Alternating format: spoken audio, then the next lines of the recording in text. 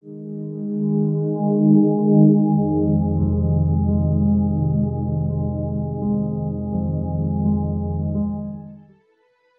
avons choisi de vivre pour toi. Merci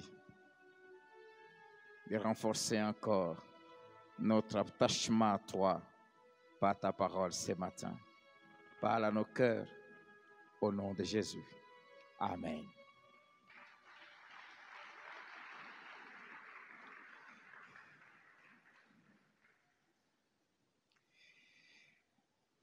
Je ne sais pas si vous avez répondu à cette question qui nous a été posée ce matin.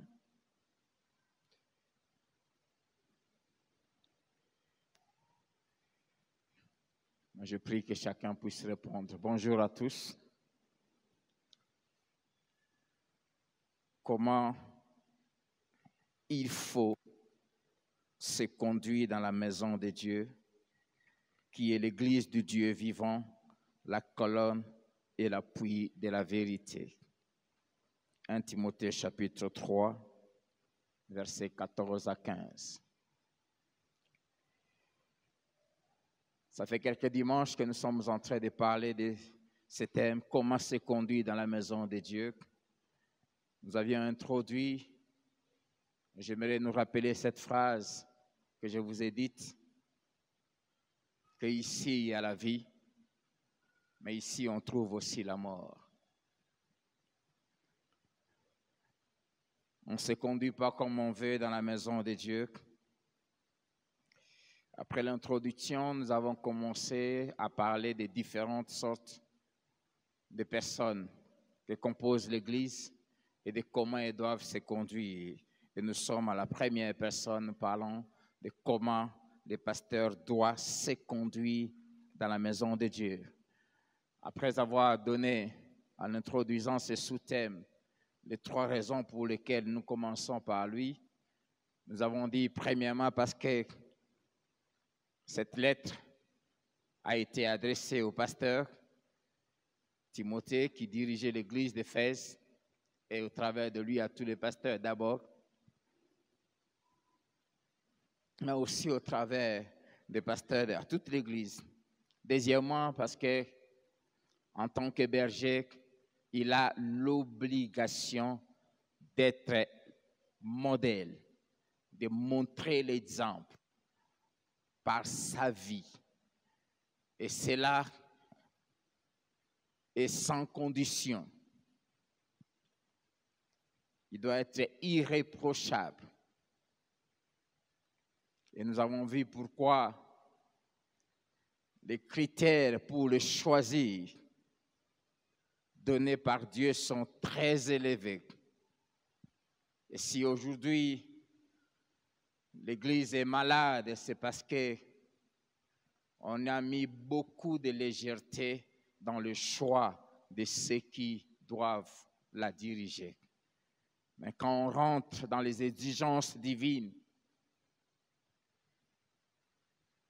il faut, et parmi les exigences, la première, Dieu dit, celui qui veut être pasteur doit être irréprochable.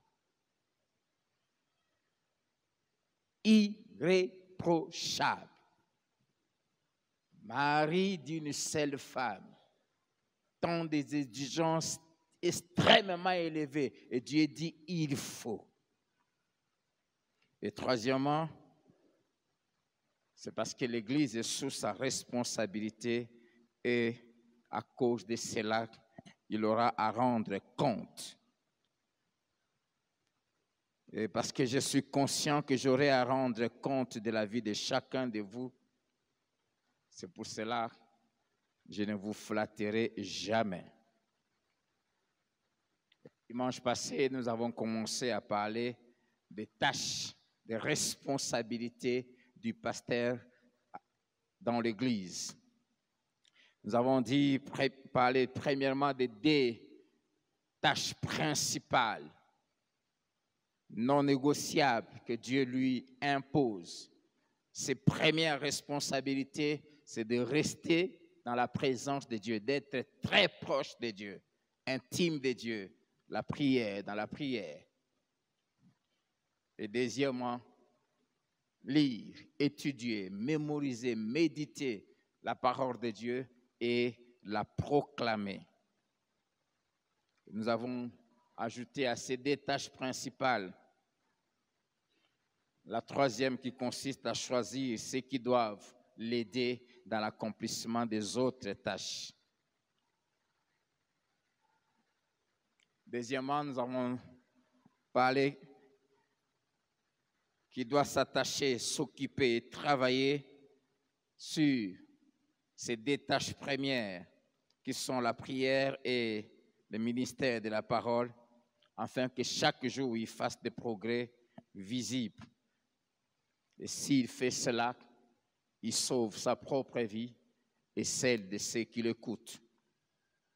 Et troisièmement, nous avions parlé des autres tâches du pasteur, des autres responsabilités selon Acte 20 que nous avions lu le dimanche passé. Et selon Acte 20, dans l'exemple de Paul lui-même en tant que pasteur, la tâche principale, c'est de paître les troupeaux, c'est-à-dire de les nourrir, de les enseigner, de les communiquer la parole de Dieu. D'enseigner la parole de Dieu. Nous avons vu comment il doit le faire sans rien cacher, publiquement et en privé. Nous avons vu des messages principaux qu'il doit donner. Tout doit tourner autour de ça, la repentance et la foi en Jésus-Christ. Et nous avons parlé de comment il doit le faire. Et Acte 20 nous avait donné 3 attitudes qui doivent accompagner les pasteurs dans l'accomplissement de cette tâche de prêcher l'évangile. Il doit le faire sans intérêt. Il doit compter sur Dieu seul pour ses besoins. Et troisièmement, il y avait 8 sous-attitudes que nous avions tirées dans 1 Thessaloniciens 2, 1 à 12. J'aimerais nous rappeler, avant de continuer, ce que j'avais dit en introduisant il y a 3 dimanches, les responsabilités. Pourquoi des pasteurs? Paul dit à Timothée, pour ce qui est de la prédication de la parole de Dieu, dans 2 Timothée 4, versets 1 à 5, il lui dit de prêcher la parole en se servant de toutes les occasions favorables ou non. Il lui dit d'insister, de censurer, d'exhorter. Et il ajoute au verset 5 qu'il devait être prêt à souffrir pour cela. Il devait s'appliquer. Dans 1 Timothée 5, verset 7, parlant des veuves, il dit « Déclare-leur ces choses ». Dans 1 Timothée 6, verset 2, il dit « Enseigne ces choses et recommande-les ». Il y a des choses qu'il doit déclarer, des choses qu'il doit enseigner, des choses qu'il doit recommander. 1 Timothée 6, verset 17, il dit « Recommande aux riches du présent siècle ». Il commence à lui donner les différents enseignements pour les différentes catégories de personnes. Recommande, il dit ordonne, enjoint, dénonce. Et dans 2 Timothée 2, verset 14, il dit rappelle ces choses.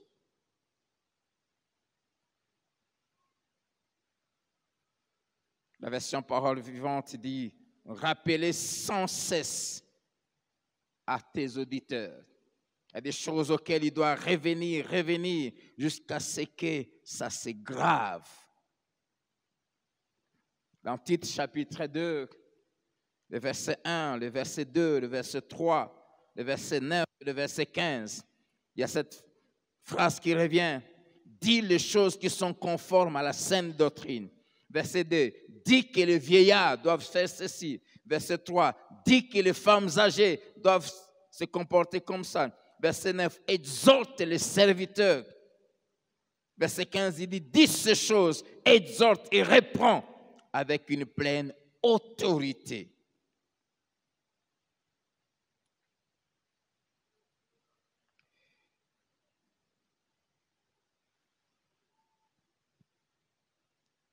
Ma tâche première, c'est de vous enseigner, de vous dire ce que Dieu veut.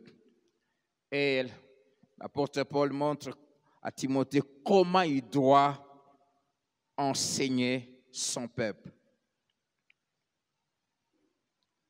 Et j'ai voulu vraiment souligner ça dans 1 Timothée chapitre 5, versets 1 à 2. En prêchant l'évangile, il doit le faire avec autorité, mais tout en tenant compte aussi de l'âge de chacun, surtout quand il doit parler à chacun individuellement. 1 Timothée 5, 1 à 2, il dit « Ne réprimande pas rudement les vieillards, mais exhorte-les comme un père. Exhorte les jeunes gens comme des frères, les femmes âgées comme des mères, celles qui sont jeunes comme des sœurs. » Et là, il ajoute « en toute pureté ». J'aime ces deux versets dans la version Parole vivante.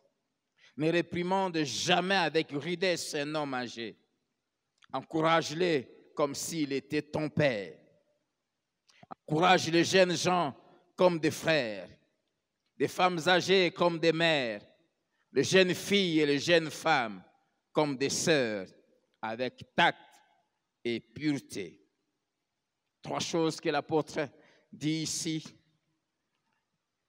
Il dit que le pasteur, en enseignant, il doit tenir compte des aînés et les parler avec respect, mais avec fermeté aussi, hommes comme femmes.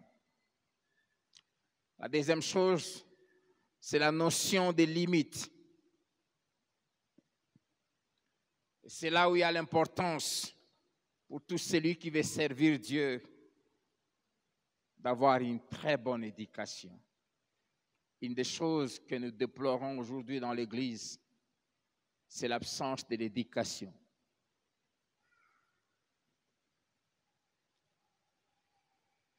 Le propriétaire de la Toyota Porte, je crois que c'est ça, 78 04 AG 05. Il a bloqué les passages, s'il vous plaît, allez libérer les passages. Je disais la notion de limite, et il y a l'importance d'avoir de bonnes manières, de savoir-vivre, une bonne éducation. Ces choses doivent être dans les chefs du pasteur. C'est pour cela que Dieu a placé tout un livre dans la Bible, avec 31 chapitres, simplement pour éduquer, pour montrer aux enfants de Dieu et principalement aux hommes de Dieu les bonnes manières, comment vivre dans la société. Et troisième leçon ici, c'est la discipline, la pudeur et la sainteté, surtout dans les relations avec les sexes opposés. Tout homme est sérieux, tout vrai pasteur, tout vrai serviteur de Dieu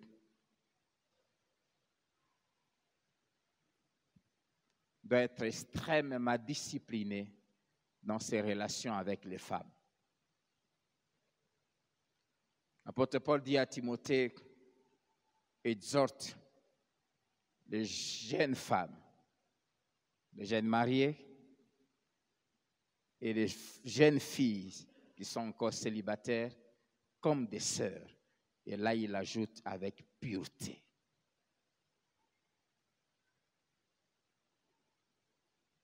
Pasteur, évitons toute forme de légèreté avec les sexes opposés.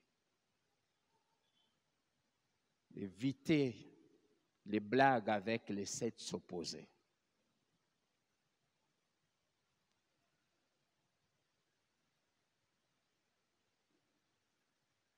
Je fais tout ce qui est à mon pouvoir pour ne pas envoyer des messages aux femmes. Je préfère appeler. Et si c'est le soir, je passe par son mari. N'allez jamais visiter une femme seule. Jamais. Vraiment jamais.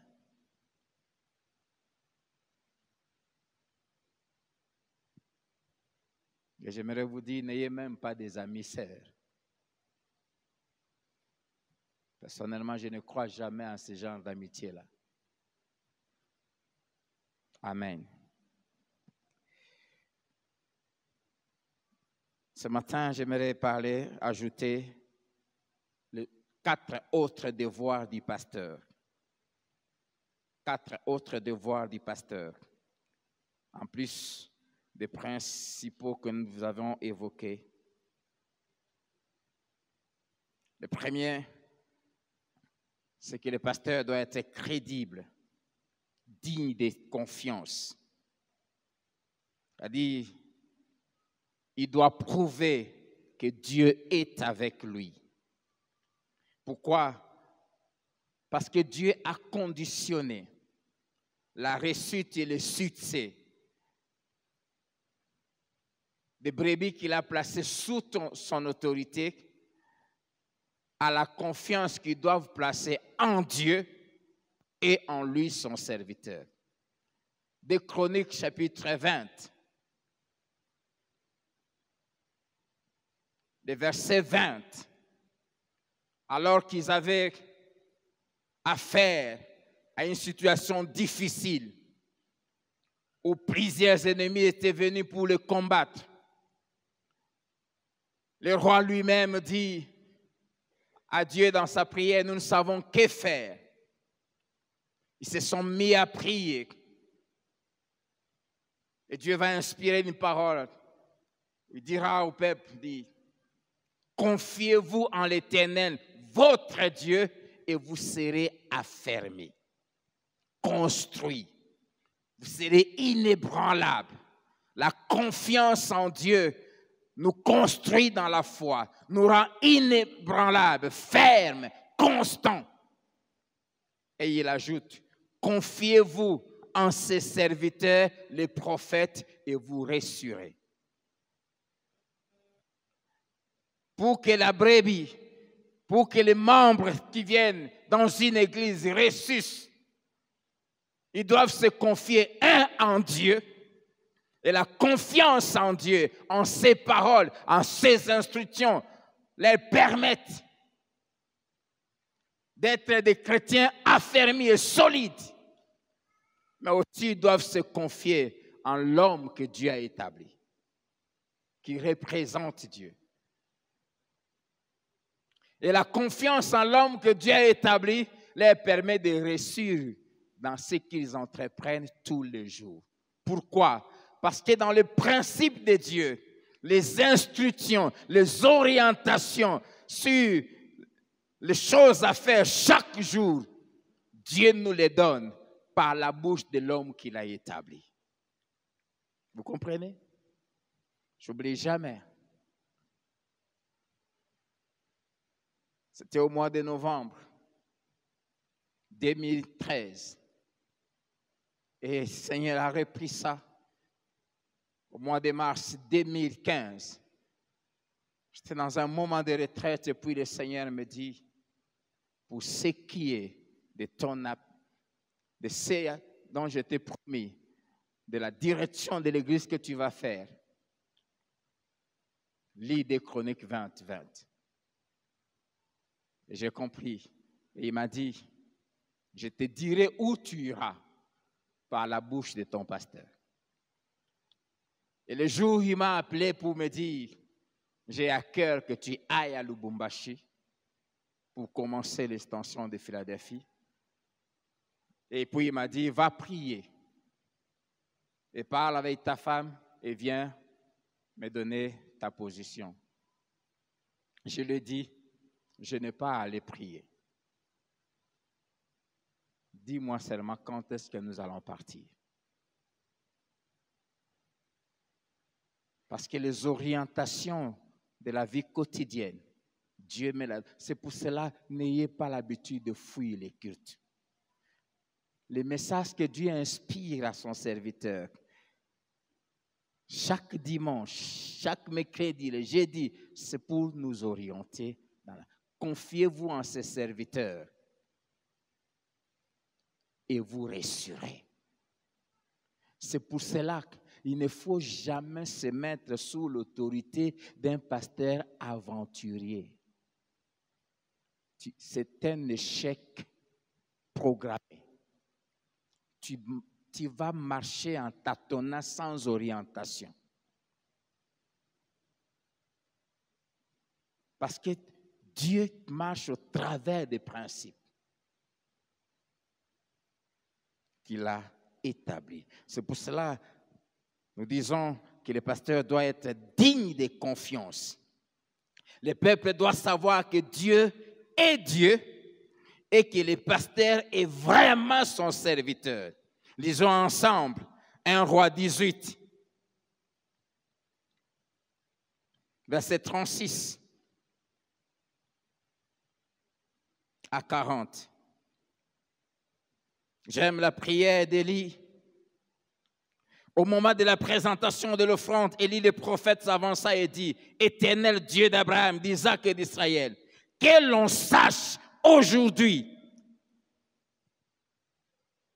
que tu es Dieu en Israël, que je suis ton serviteur et que j'ai fait toutes ces choses par ta parole. » Amen. Que l'on sache, il faut que le peuple sache que l'Éternel est Dieu et qu'en lui il n'y a pas de Dieu, mais aussi que l'homme qu'il a établi est vraiment son serviteur. Et que tout ce que cet homme fait, ça vient de l'Éternel. C'est pour cela, sa première responsabilité, c'est d'être proche de Dieu pour recevoir les instructions de Dieu. Et quand il parle, que ça soit ainsi dit l'Éternel. Et comment le peuple saura que tout ce qu'il fait vient de Dieu? C'est quand Dieu lui répond et l'exauce.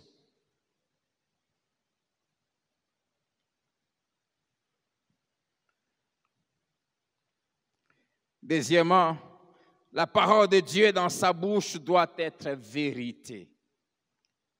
1 Roi 17, verset 24. La veuve qui avait reçu Élie dit à Élie, « Je reconnais maintenant que tu es un homme de Dieu et que la parole de Dieu dans ta bouche est vérité. » C'est pour cela qu'un homme de Dieu doit éviter d'ouvrir sa bouche s'il n'est pas convaincu que ce qu'il dit vient de Dieu. Amen.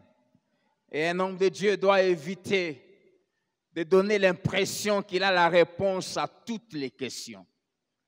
J'aimerais que vous sachiez, quel que soit le degré de mon intimité avec Dieu, il y a des choses que Dieu refusera de me parler. C'est pour cela que tous ceux qui ont l'habitude, à tout problème, soit se déclarant prophète, se déclarant je sais quel titre, il voit tout, il sait tout. Il y a des moments où on peut me poser un problème et j'ai appris humblement à dire, je ne sais pas. Donne-moi le temps de parler avec Dieu, je reviendrai. Je parlais le dimanche avec un frère. Non, pas le dimanche, c'était au milieu de la semaine ici. Il m'avait soumis un problème. J'ai prié. Il est revenu. Je lui ai dit, j'ai prié, mais Dieu ne m'a rien dit. Et il ne m'a donné aucune orientation. Et parce que Dieu n'a pas ouvert sa bouche, moi je ne suis qu'un porte-parole, je n'ai aussi rien à te dire. Je suis désolé, mais quand il ne parle pas, je ne parle pas. Il est sorti de mon bureau triste, mais c'est comme ça.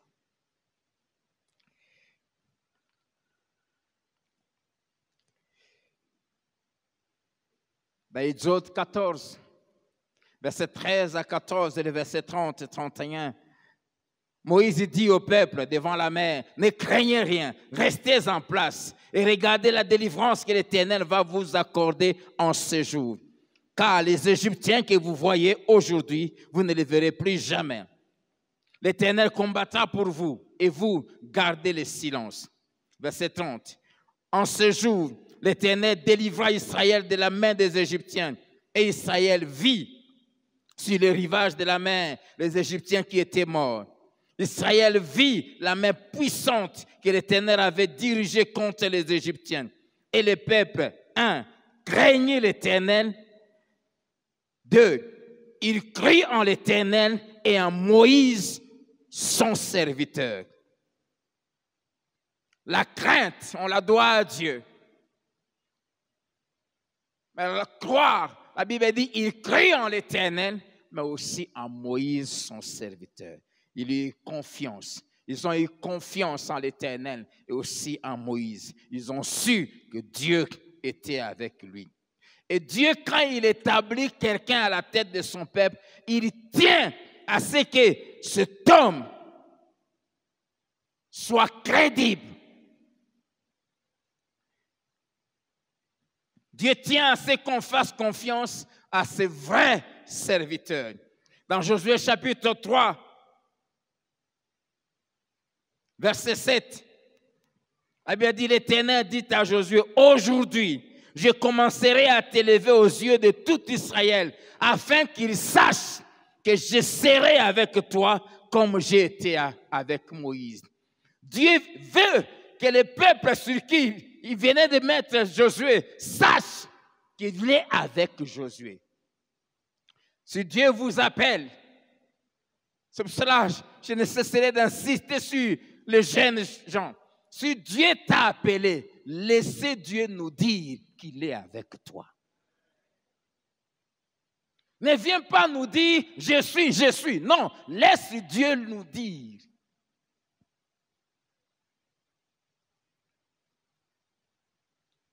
C'est ma prière de tous les jours.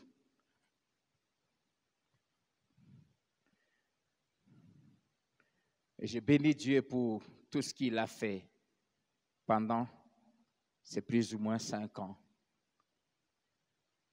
Amen. Afin qu'il sache que je serai avec toi. Dans Josué 4, verset 14, en ce jour-là, l'Éternel éleva Josué aux yeux d'Israël et ils les craignirent comme ils avaient craint Moïse tous les jours de sa vie. C'est pour cela que Dieu nous utilise encore, que Dieu se manifeste encore, que Dieu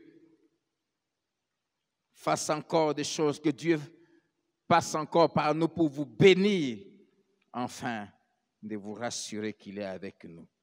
Dans 1 Samuel 3, versets 19 à 20, la Bible dit Samuel grandissait, l'Éternel était avec lui et il ne laissa tomber à terre aucune de ses paroles. Verset 20, tout Israël reconnut, depuis Dan jusqu'à Beersheba, que Samuel était établi prophète de l'Éternel. Dieu a commencé à utiliser ces jeunes, ces petits garçons, et petit à petit, par les choses qu'ils faisaient, la Bible dit, tout Israël reconnu. Reconnu. C'est pour cela que l'homme de Dieu doit être crédible, doit être quelqu'un quand il dit que Dieu m'a dit qu'il va faire ceci. Il faut que cette chose-là, qu'on la voie. Amen.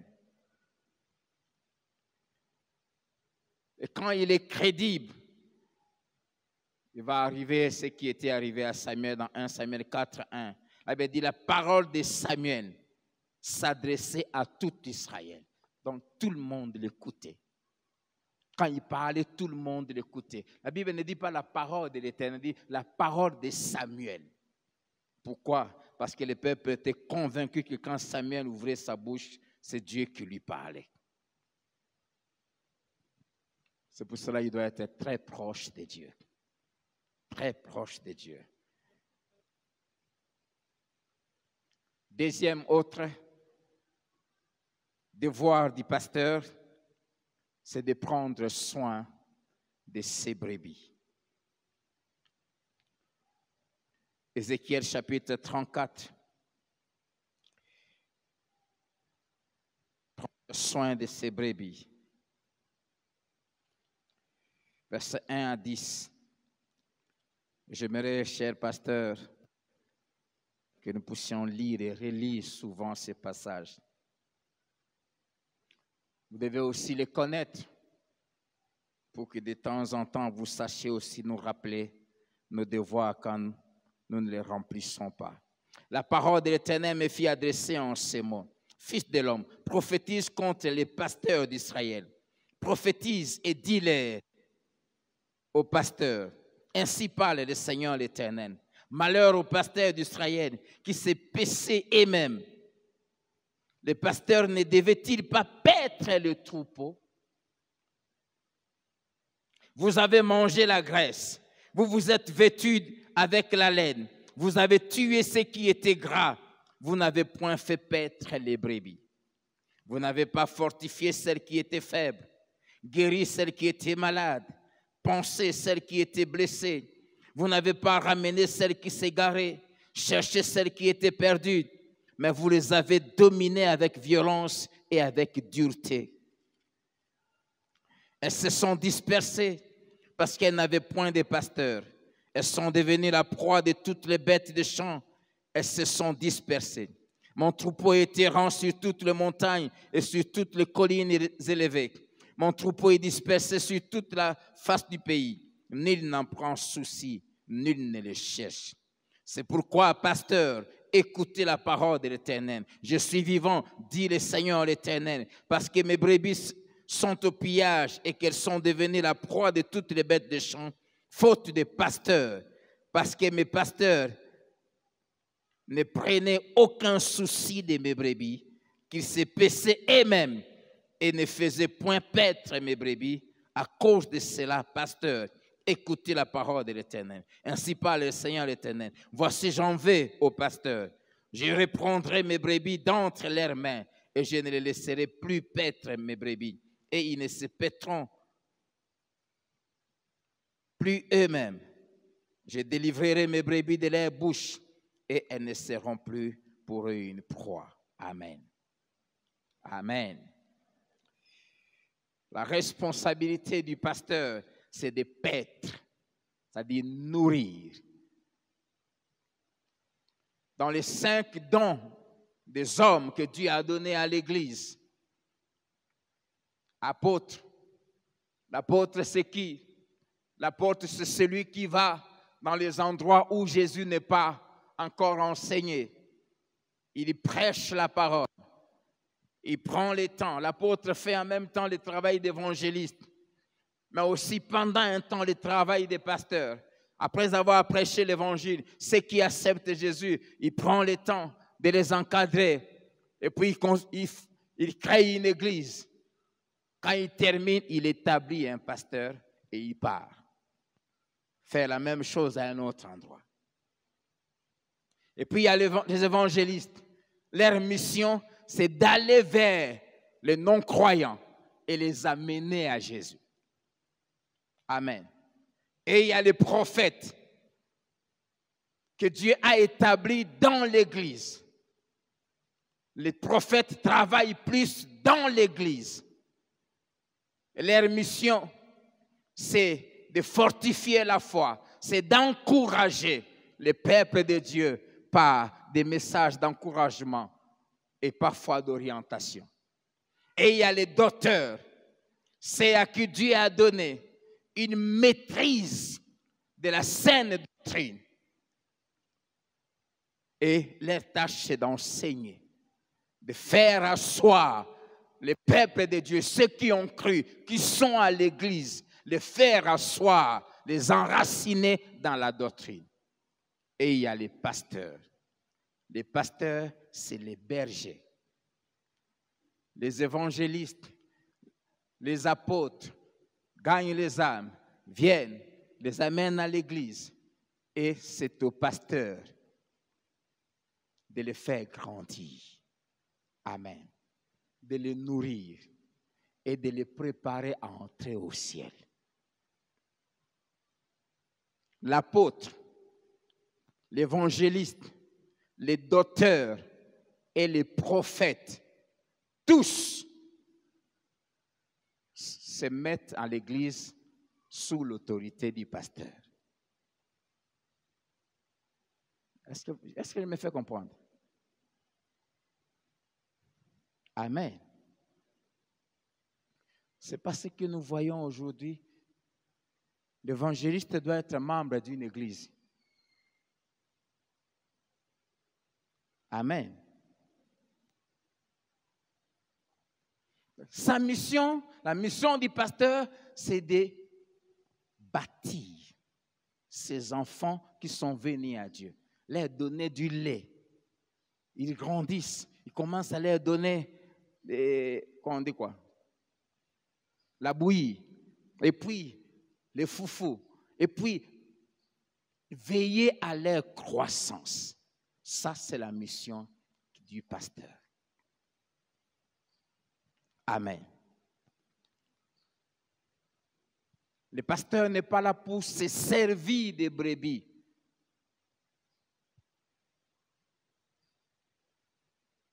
Comme cette phrase qu'on entend souvent à Kinshasa. Bandimi bazabi langa ba pasteur. Ça, c'est une phrase venue tout droit des entrailles du diable. Amen.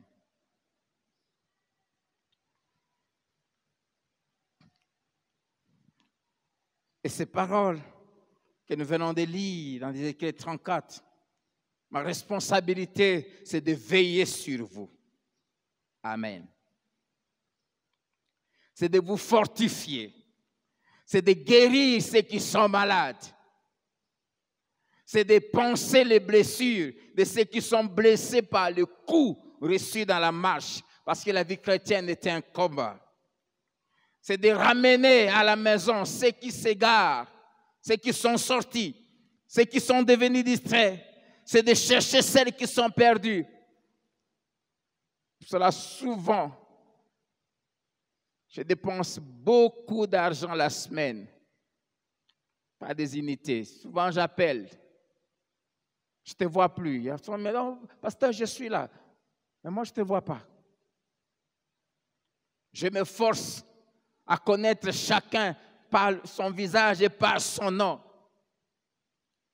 Et aujourd'hui, ça fait longtemps qu'on a fait ça. Aujourd'hui, je vais vous demander, on va sortir un peu ici en retard, parce que j'aimerais commencer par se serrer la main, mais on va se donner le coup. Nous grandissons, ça me permet de vous voir des visages. Des fois, j'entre dans un supermarché, je vois quelqu'un qui me regarde, et quand je regarde, il tourne. Puis il me regarde. Il me fixe. Et puis souvent, j'approche, bonjour. Oh, bonjour, pasteur. Quand il me dit bonjour, pasteur, je comprends. Non, je suis de Philadelphie, mais présente-toi. Amen. Amen. De chercher les brebis. Pour cela, souvent, j'aime faire des visites à l'improviste.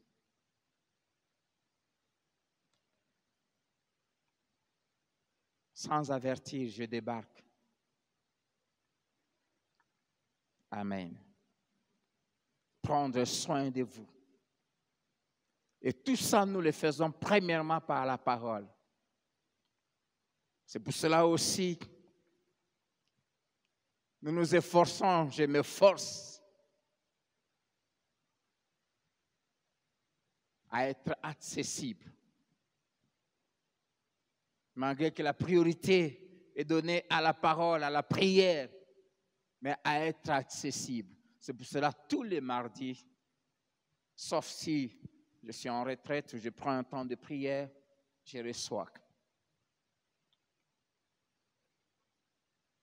C'est pour cela, souvent, quand quelqu'un m'appelle, parfois même, le dimanche, malgré la fatigue, parce que je me dis, il y a des gens peut-être qui ne savent pas être là la semaine à cause de leur travail. On se disponibilise pour écouter. J'aimerais vous dire que c'est avec joie que je le fais.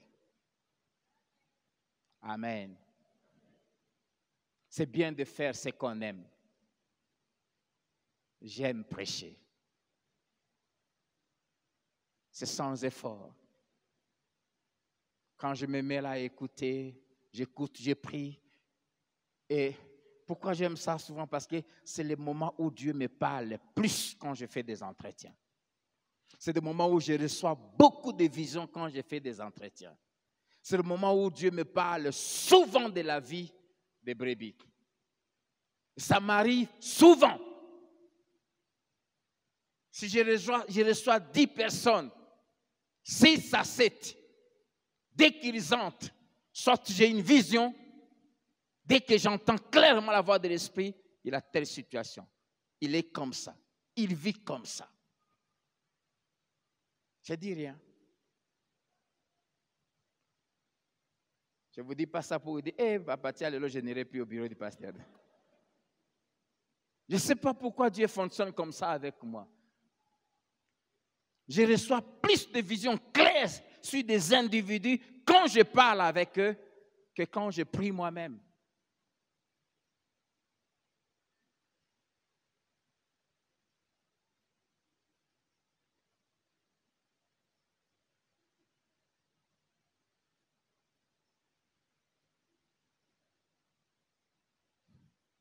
C'est pour cela ayez une bonne vie. Retenez ces versets. Jésus a répété cette phrase au moins 3 fois. Rien de caché ne restera caché. Et si tu parles avec quelqu'un qui craint Dieu et qui est très proche de Dieu, sache que Dieu lui parlera de ce que tu es. C'est pour ça que je vous dis souvent, je vous connais. Même si je n'ouvre pas la bouche. La Bible dit, Jésus connaissait dès le commencement qui devait le livrer. En choisissant Judas, Jésus savait qui il était. Un jour, quelqu'un est venu et dit, pasteur, est-ce que tu connais vraiment la vie de tel? Je dis, pourquoi? Comment tu peux lui confier telle responsabilité? Je lui ai posé la question. Est-ce que Jésus ne savait pas qui était Judas?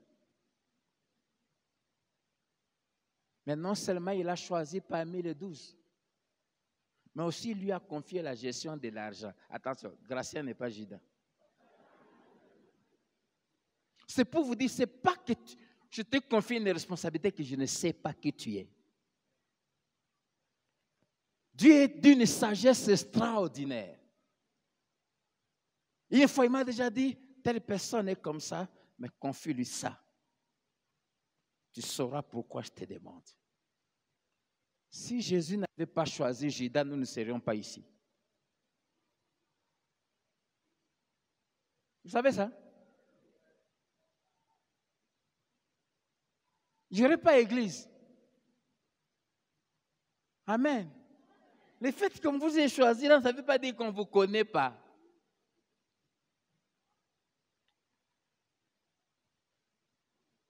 Malgré ce que tu es, on t'a mis là parce que tu joueras une mission pour l'avancement de l'œuvre. Malgré mon thème, ma bena Yohana. Dieu est d'une sagesse extraordinaire. Il leur a dit, vous les 12, n'est-ce pas moi qui vous ai choisi? Mais l'un de vous est un démon. Il n'a pas dit un sorcier. Il a dit un démon. C'est lui qui l'avait choisi. Mais la Bible dit, dès le commencement, il savait qui il était. Je dis bien 6 à 7 personnes sur 10 quand je reçois. Dès qu'il en...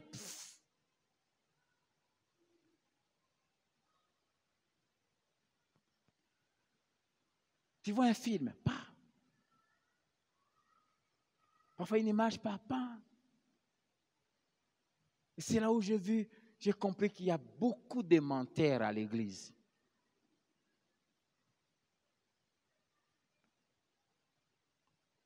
Il commence à parler. Je fais souvent ça. Si tu viens à mon bureau, si tu me vois souvent faire ça.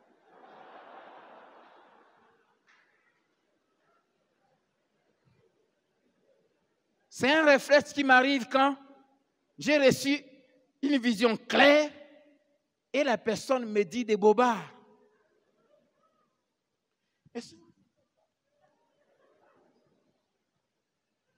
Je ressens la pitié, je les regarde.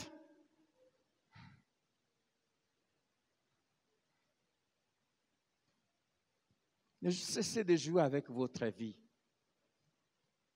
Vous savez, un malade qui va voir un médecin et qui ne dit pas vraiment ce qu'il ressent vers sa mort. Et j'ai appris, quand quelqu'un cache, tu as une douleur ici, toi tu viens me dire que non, j'ai mal à la langue ici. J'ai fait quoi? Je vais faire quoi? Je vais te prescrire les bonbons qu'on suce là, les strepsils, les vitamines C. Mais même, Dieu m'a déjà dit que tu as mal ici. Mais le problème c'est quoi? Si tu dis que tu as mal ici, il faudrait expliquer comment ce mal est arrivé. C'est pour cela que tu mens. Mais tu vas te tuer toi-même.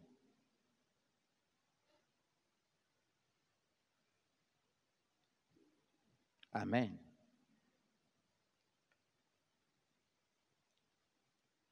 Troisième mission, troisième devoir, c'est de mettre de l'ordre dans la maison de Dieu et de veiller à faire respecter cet ordre. Le pasteur a comme mission de mettre de l'ordre dans la maison de Dieu et de veiller à ce que cet ordre soit maintenu. Tite chapitre 1, verset 5.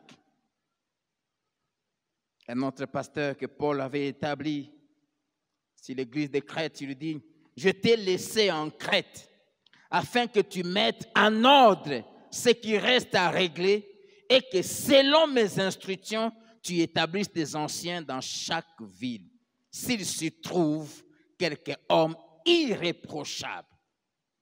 C'est-à-dire, un, il devait mettre de l'ordre dans l'église, et deux, mettre cet ordre selon les instructions et les modèles divins. Qu'est-ce qu'il voulait lui dire? Mets de l'ordre, mais pas selon toi, pas selon ce que tu vois dans d'autres églises, mais selon moi, le chef de l'église. Amen. Comment le pasteur doit mettre de l'ordre? Premièrement, en établissant des responsables selon les instructions que Dieu lui donne par le Saint-Esprit. Et l'apôtre Paul a repris les mêmes instructions de verset 5 jusqu'à 9 qu'il avait données à Timothée. Pourvu qu'il dit, pourvu que tu trouves quelqu'un qui est irréprochable, mari d'une seule femme, intègre, droit, tout ça. Deuxièmement, comment mettre de l'ordre? En exerçant la discipline dans l'Église. L'Église, ce n'est pas un lieu de désordre. Le Dieu de l'Église, le Dieu de la Bible, est un Dieu d'ordre. Et l'apôtre Paul dit dans 1 Corinthiens 14 que tout doit se faire dans l'Église avec ordre. Exercer la discipline. Premièrement, en cas de péché. Dans 1 Timothée 18, 15 à 18, la Bible dit, si ton frère a péché, va le voir d'abord toi-même. S'il t'écoute, tu le sauves. S'il ne veut pas t'écouter, prends 2 personnes et allez-y à 3. S'il refuse de vous écouter, amenez la chose à l'église, c'est-à-dire chez les pasteurs. Si vous êtes chrétien, vous êtes enfant de Dieu, et vous connaissez un frère qui se conduit mal, qui vit dans les balles en dehors de l'église, vous lui avez parlé, il n'a pas voulu vous écouter, et vous vous taisez, vous êtes au service du diable. Nous trouvons à l'église des gens qui couvrent les mal des autres. Or, si je dis, il va penser que moi je suis là, ça c'est pas du songi-songi. Si ton frère vit dans les péchés, va lui parler. S'il ne veut pas t'écouter, prends des autres frères. C'est pas que tu vas raconter sa mauvaise vie. Non, tu les informes. Tu prends des frères sérieux ou des sœurs. Voici, telle sœur sort avec telle personne. Je lui ai parlé, il n'a pas voulu écouter. Vous allez à 3. S'il ne vous écoute pas, amenez la chose au pasteur. Ne couvrez jamais les mal. Et si la chose est amenée chez moi, on va le faire asseoir. S'il nous écoute, gloire à Dieu, on le pardonne, on le bénit. S'il ne veut pas nous écouter, la Bible dit, on les déclare qui? Païens. Amen. On les déclare païens. Et on le traite comme on traite un païen selon la Bible. Alléluia.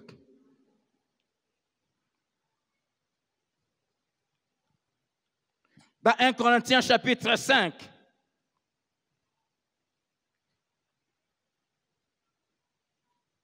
verset 1 à 5, et surtout le verset 9 à 13, 1 à 5, la Bible nous raconte ce qui s'est passé dans l'église de Corinthe.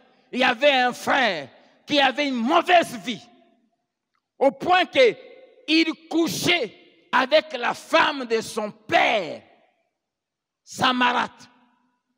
Et la chose était connue à l'église. Et l'église n'a pas sanctionné ça.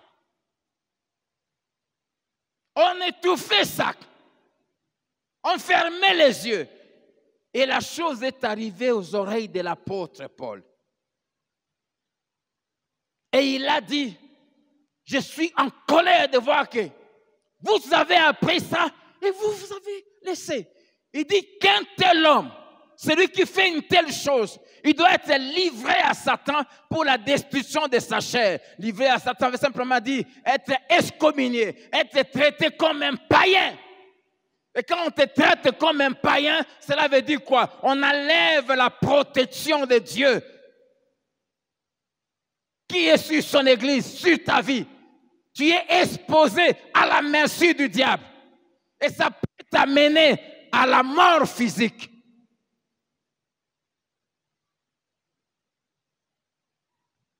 Et à partir du verset 9, 1 Corinthiens 5, ouvrons ensemble nos Bibles là-bas. Je vous ai écrit dans ma lettre de ne pas avoir de relations avec les impudiques. Non pas d'une manière absolue avec les impudiques de ce monde, c'est-à-dire les païens, ou avec les cupides et les ravisseurs, ou avec les idolâtres. Autrement, il vous faudrait sortir du monde. Maintenant, ce que je vous ai écrit, c'est de ne pas avoir de relations avec quelqu'un qui se nomme frère. Pose la question à ton voisin, es-tu frère en Christ? Qui te répond? Es-tu sœur en Christ? Je vous ai écrit de ne pas avoir de relations avec quelqu'un qui se nomme frère, est impudique. Pose la question, es-tu impudique? Ou cupide, ou idolâtre. Pose la question, es-tu sataniste?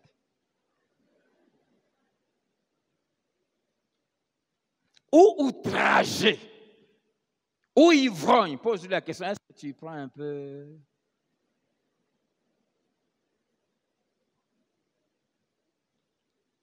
Hein? Comme tu aimes dire là, un peu. Pose-lui, est-ce que tu prends un peu? Ou ravisseur, de ne pas même manger avec un tel homme. Qu'ai-je en effet à juger ceux du dehors, à dire les païens? N'est-ce pas ceux du dedans que vous avez à juger, poussez du dehors, Dieu le juge. Ôtez les méchants du milieu de vous. Amen. Amen. La Bible dit, si quelqu'un se dit frère, sœur en Christ, mais mène une mauvaise vie, il ne faut plus avoir de relations avec lui. Dites Amen.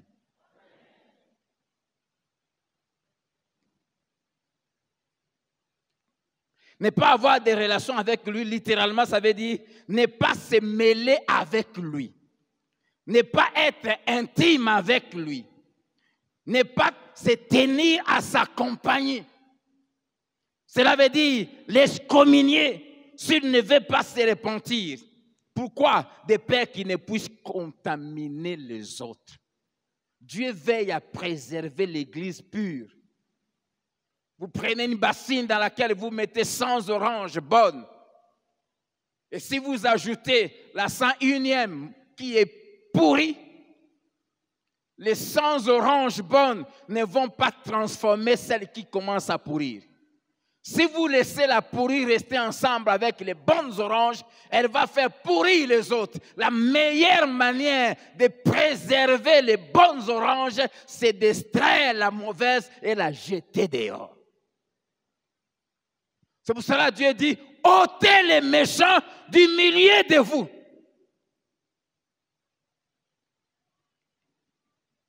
Qui qu'il soit, même s'il donne des dîmes de 20 000, si tu es impudique, on te déracine.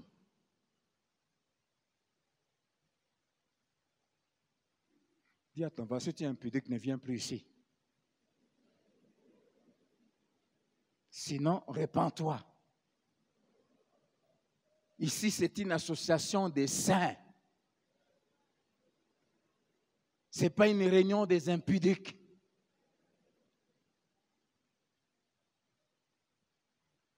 Dis-lui de te dire Amen.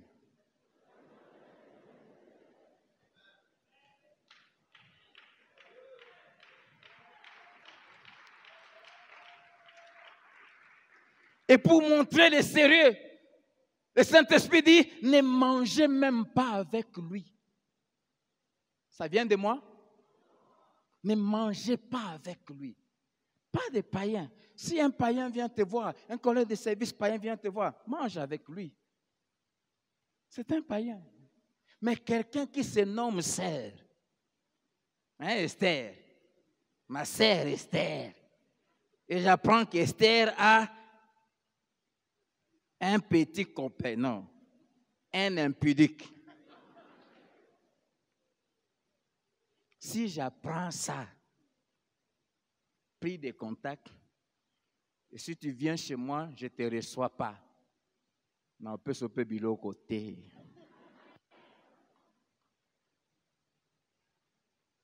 C'est la Bible. L'Église est affaiblie parce qu'on est devenu trop complaisant. Comment le pasteur doit se conduire dans l'Église en exerçant la discipline? Oh, il exagère. Qui t'a dit de venir ici?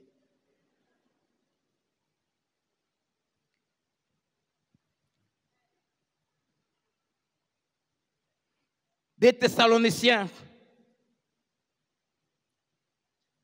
chapitre 3.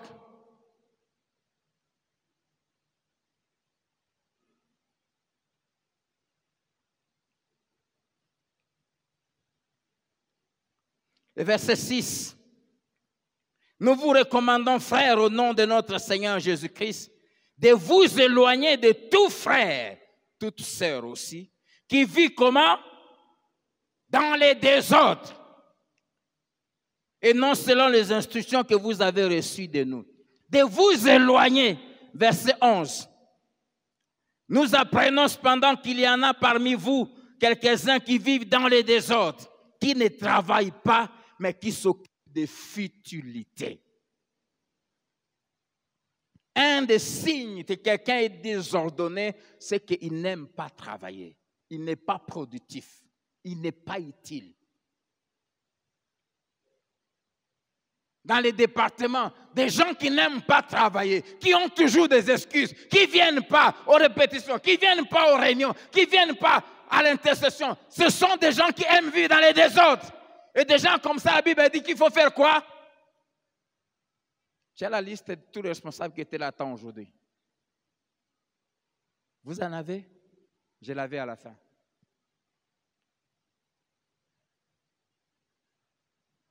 Des gens qui n'aiment pas travailler. Quand on dit on doit faire ceci, ils ont toujours des excuses. Ces gens-là, la Bible dit qu'il faut s'éloigner d'eux. Si tu veux aller loin, même dans la vie professionnelle, dans tous les domaines, évite d'être avec des gens qui n'aiment pas le travail. Les gens qui aiment les futilités, les loisirs à tout moment, les plaisirs, boire, danser. Oh, il faut vivre.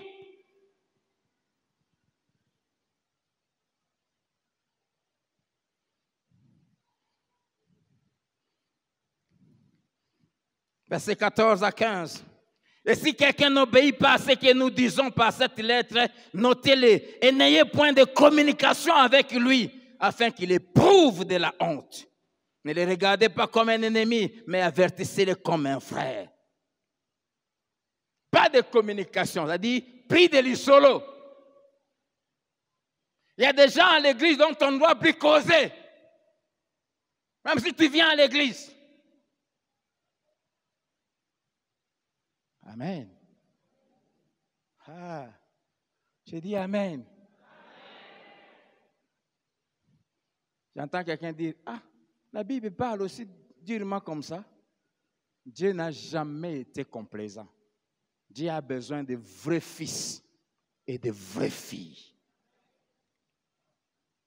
Alléluia.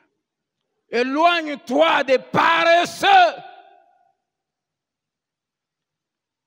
Vivre dans les désordres veut dire trois choses. Ce mot en grec veut dire être hors des rangs. Les gens qui vivent dans les désordres sont des gens qui n'aiment pas se ranger. Quand on veut l'ordre, on se met. Quand on dit alignez-vous, on s'aligne. Nous avons tous étudié. Les élèves dérangés, ils sont toujours hors des rangs.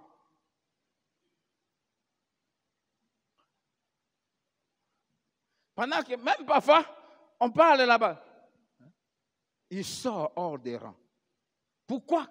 Parce qu'il ne veut pas rester calme, se soumettre à ce qu'on dit. Puis dans les autres, être hors des rangs. Deuxièmement, ce n'est pas être dans l'alignement. Ne pas se conformer aux prescrits établis. Troisièmement, c'est refuser de travailler, c'est-à-dire de s'occuper, d'être utile. La Bible dit que ces gens-là s'occupent de futilités. Vous allez voir, ce sont des gens qui passent tout leur temps dans les discussions. Et ce sont les mêmes personnes qui sèment les désordres. Pourquoi? Parce que n'ayant rien à faire, bien aimé, les gens qui travaillent n'ont pas le temps de s'occuper des affaires des autres.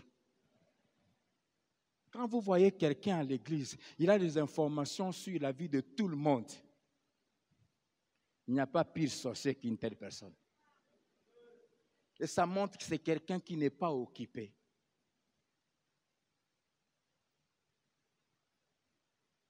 Si tu ne viens pas me parler ou si Dieu ne me parle pas, comment je saurai? Je suis tellement focalisé sur ce que j'ai fait. Ils sont dans les futilités. Ce sont des gens qui vont chez les gens sans rendez-vous. En 21e siècle, il y a les téléphones, il y a les WhatsApp, il y a tout ça. Tu parles même chez son frère. Avertis quand même. Dis Amen. Et tu le vois, toujours la souris. Hein? Bonjour frère. Non, j'ai passé, je me suis déjà un peu pour te dire bonjour. Te dire bonjour, là, il te prend des heures inutilement. Pourquoi? Parce que lui n'a rien à faire. Et si tu lui dis non, ce n'est pas possible maintenant, je suis en train de... Ah. Et là, vous trouvez des langages, non.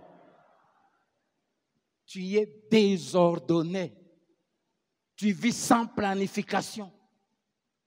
Si toi, tu as le temps de te promener, moi, j'en ai pas. Si tu veux venir, il faut que ça soit programmé. Et quand tu viens, va tout droit au but. Ne viens pas me dire, tu as suivi ce que le président avait dit. Tu as suivi ce que tel avait dit. Je ne suis pas politicien.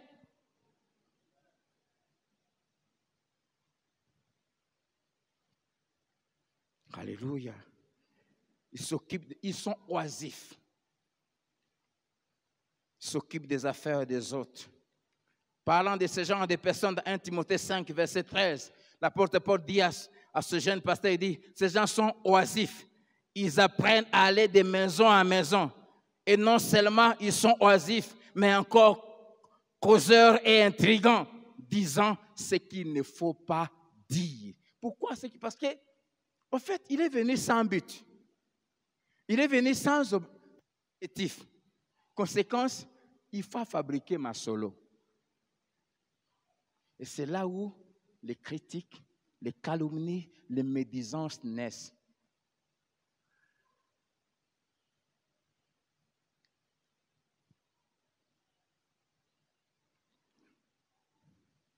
Tite chapitre 3, verset 10 à 11.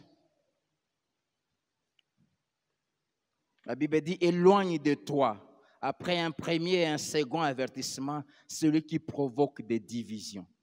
Sachant qu'un homme de cette espèce est perverti et qu'il pêche en se condamnant lui-même. Il y a des gens à l'église dont il faut éloigner. Éloigne de ta vie ce qui crée des divisions entre toi et les autres.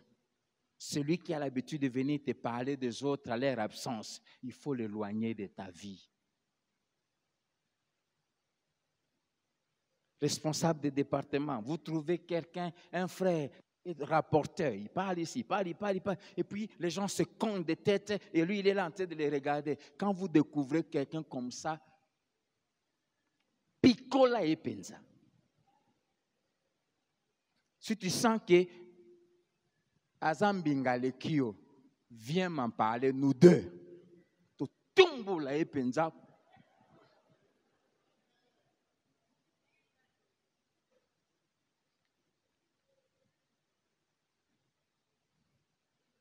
Amen. On l'avertit 1, 2 fois maximum. S'il ne change pas, il faut le déraciner. 2 Jean chapitre 10, ceux qui enseignent de fausses doctrines. Il y a des gens qui on leur a confié aucune responsabilité, aucun mandat. Lui-même ne comprend même pas bien la Bible. Mais il aime parler, et il raconte de n'importe, il prêche de fausses doctrines. La Bible dit, lisons ensemble, 2 Jean, le verset 10. 2 Jean 1, verset 10. Si quelqu'un vient à vous et n'apporte pas cette doctrine, c'est-à-dire la bonne, ne les recevez pas dans votre maison et ne lui dites pas salut. Car celui qui lui dit salut participe à ses mauvaises œuvres. Parmi les gens qui ont même à l'église, il ne faut même pas les saluer, ce sont ceux qui enseignent de fausses choses, de fausses doctrines, de fausses prophéties. Pour voir que Dieu, pour préserver son église, il est rigide. Il dit, ne les saluez même pas, ne les accueillez pas dans votre maison. Des gens comme ça. Vous qui, oh non, moi, bon, n'importe qui veut me parler de Dieu, moi je parle à tout le monde. Hein.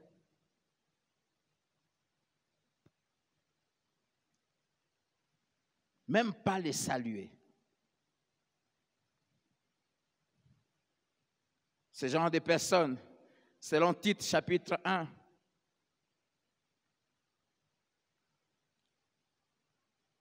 verset 10 à 14, j'aime ça. Ouvrons la Bible ensemble, on va bientôt arrêter. Tite 1, verset 10 à 14. Il y a en effet, surtout parmi les circoncis, beaucoup de gens rebelles, des vains discoureurs et des séducteurs. auxquels il faut fermer la bouche. Ils bouleversent des familles entières, enseignant pour un gain honteux ce qu'on ne doit pas enseigner. L'un d'entre eux, leur propre prophète, a dit, « Crée-toi toujours menteur, méchante bête, ventre paresseux. »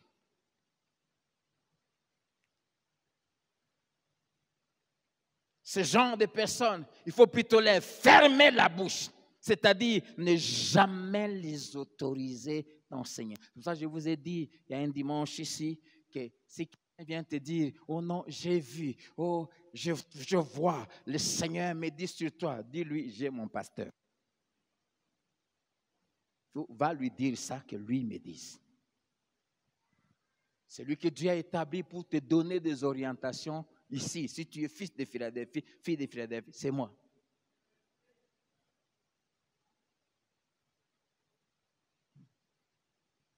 La Bible les appelle des rebelles. Ce sont des gens qui n'aiment jamais se soumettre.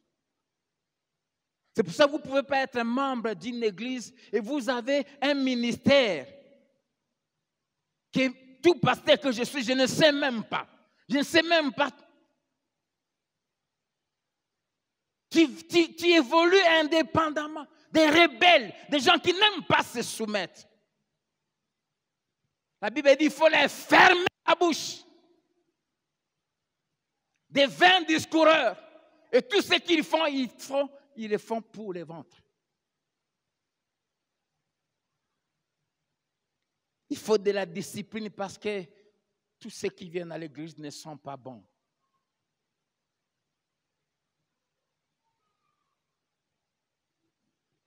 Et parmi eux, il y a ce que la Bible appelle des Diotrephes. Troisième épître de Jean, versets 9 à 11. J'ai écrit quelques mots à l'église, mais Diotrephe, qui aime à être le premier parmi eux, ne nous reçoit point. C'est pourquoi, si je veux vous voir, je rappellerai les actes qu'il commet en tenant contre nous des méchants propos. Non content de cela, il ne reçoit pas les frères. Et ceux qui voudraient le faire, il les en empêche et les chasse de l'église. Des Diotrephes, ce sont des gens à l'église qui aiment des positions, qui aiment des titres, des gens qui aiment à s'afficher. Mais pas pour faire avancer l'œuvre, mais pour se rendre important, pour attirer les gens vers eux. Et des Diotrephes sont caractérisés par l'insoumission vis-à-vis de l'autorité établie. L'apôtre Jean dit, il ne nous reçoit pas et il s'oppose à nos paroles. 2, les Diotrephes ont comme caractéristique de décourager ceux qui aiment Dieu, qui les servent de tout cœur, de bon cœur. Je bénis Dieu pour les jeunes frères qui dirigent la technique maintenant. On avait eu beaucoup de rebelles dans ces départements. Et il y a 2 d'entre eux qui lui disaient, toi tu es là, trop zélé, tout le temps à l'église, tout le temps à l'église. Regardez des gens comme ça, des gens qui réfléchissent comme ça. Ils poussent les autres à se rebeller. Les Diotrephes. J'ai dit à ces garçons, je ne veux plus te voir. Il s'est donné trop de l'importance. Il se croyait que si lui n'est pas là, il y aura plus culte. Du reste, depuis qu'il est là, tout est parfait maintenant. Depuis qu'il n'est plus là. Des Diotrephes.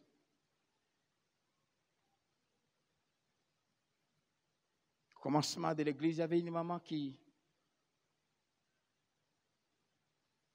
se donnait vraiment au Seigneur et qui... Elle avait l'habitude de venir, pasteur, je vois que telle chose manque. Un jour, elle vient me dire, telle personne m'a appelé pour me dire, toi, tu veux tout faire. Quand on dit quelque chose, tu viens donner. Je dis, Ongola Tsani. J'ai appelé ces frères-là. ses soi-disant frères. Je lui avais confié une responsabilité, je lui ai déchargé le même jour.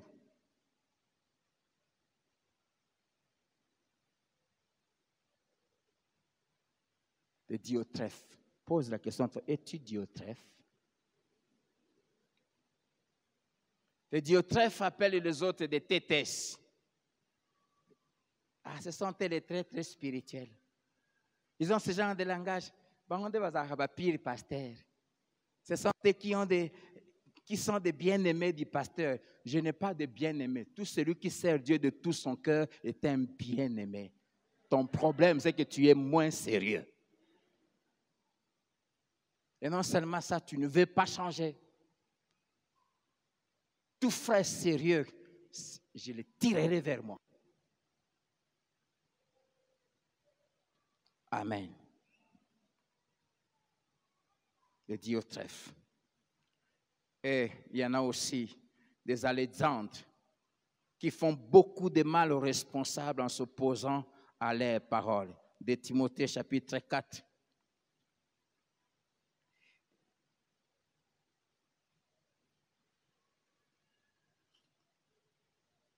Versets 14 à 15.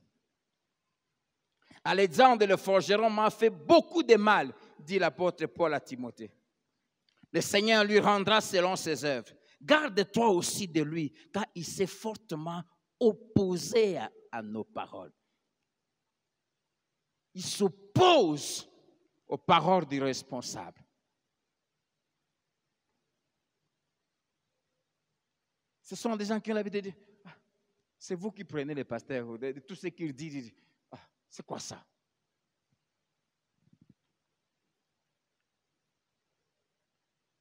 Et tout serviteur de Dieu sérieux doit apprendre à avertir ses enfants. Quand quelqu'un est mauvais, de dire à son enfant, fais attention à tel. Paul dit à Timothée, garde-toi aussi de lui.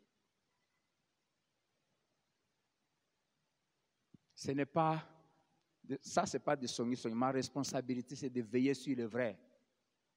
Quand je connais un vrai, et quand je vois un mauvais l'approcher, je l'appelle et dis, fais attention à tel. Il est comme ça, il est comme ça. Ça, c'est de ma responsabilité et j'en assume. C'est ce que la Bible dit. Mon père fait la même chose. Je fais la même chose auprès de vrais fils, de vraies filles de Dieu. Il faut toujours avertir des vrais quand le faux rôde autour d'eux, parce que le faux ont pour mission d'éteindre le feu. L'apôtre Paul dit à Timothée, Alexandre le forgeron m'a fait ça. Il dit, garde-toi aussi de lui. Jean a fait la même chose envers son fils Gaïs, lui parlant de tout ce qui lui faisait mal. Et puis, il y en a à l'église, c'est dont il faut blâmer et sanctionner en public. Dans 1 Timothée 5, verset 20, l'apôtre dit au jeune pasteur, il dit, ceux qui pêchent, reprends-les devant tous, afin que les autres aussi éprouvent de la honte. Oh non, pasteur, tu aurais dû me parler en privé. Non, tu aurais dû plutôt bien te conduire. La Bible dit, ceux qui pêchent, comment les reprendre?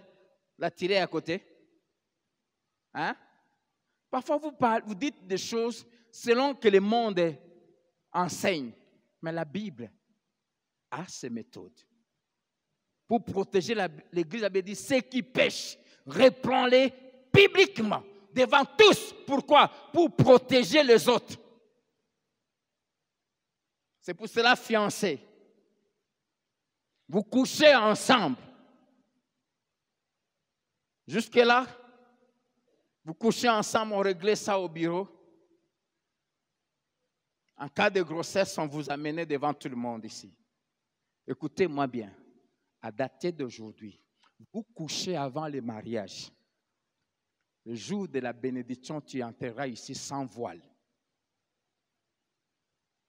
Vous m'avez entendu? Tu entreras ici sans voile. Pourquoi? Pourquoi? Parce que le voile, veut dire virginité, c'est-à-dire on ne t'a pas touché. Celui qui t'épouse ne t'a pas encore vu nu. Mais s'il t'a déjà vu nu, si vous l'avez fait, tu entreras ici sans voile. C'est le message que l'Église va donner à tout le monde, ce que vous avez fait.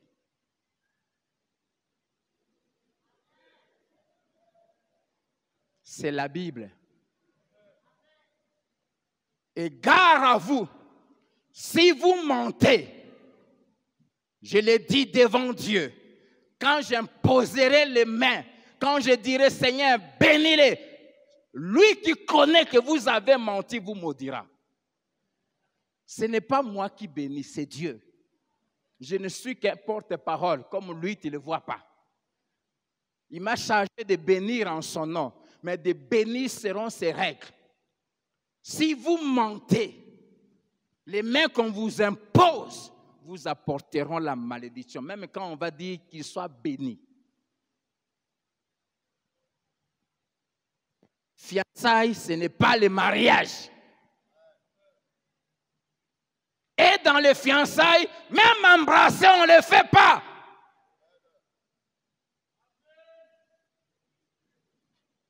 Sinon, allez vous marier là où vous voulez, pas ici.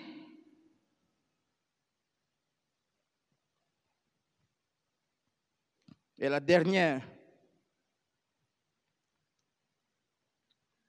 le dernier devoir du pasteur, c'est de veiller sur la maison de Dieu et sur tout ce qui se fait afin que tout se fasse, comme je l'ai dit, 1 avec ordre, 2 avec bienséance, c'est-à-dire comme il se doit, et 3 pour la gloire de Dieu. Que Dieu nous bénisse.